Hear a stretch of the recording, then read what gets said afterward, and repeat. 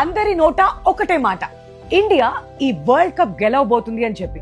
ఒక world cup గెలవటం అంత ఈజీ అంటారా? లాస్ట్ T20 వరల్డ్ కప్ లో ఫైనల్స్ దాకా వచ్చిన ఇండియాకి గాలి అనుకూలించకపోయి ఉంటే ఆ వరల్డ్ కప్ మనం గెలిచుండే వాళ్ళమా? ఈ మాట నేను అనట్లేదు, world cup winning captain Rohit శర్మనే స్వయానా చెప్పాడు.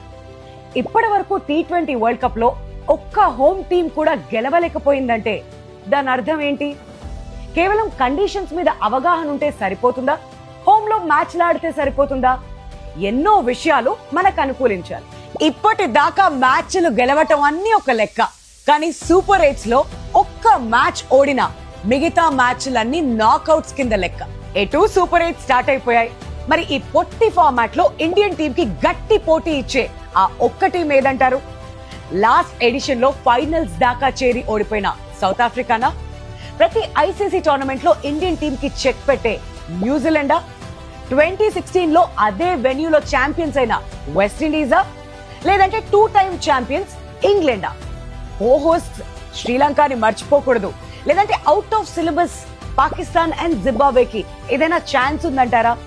మీ ప్రకారం ఇండియన్ టీం కి గట్టి పోటీ ఇచ్చే ఆ టీం ఏది? Let me know in the comments.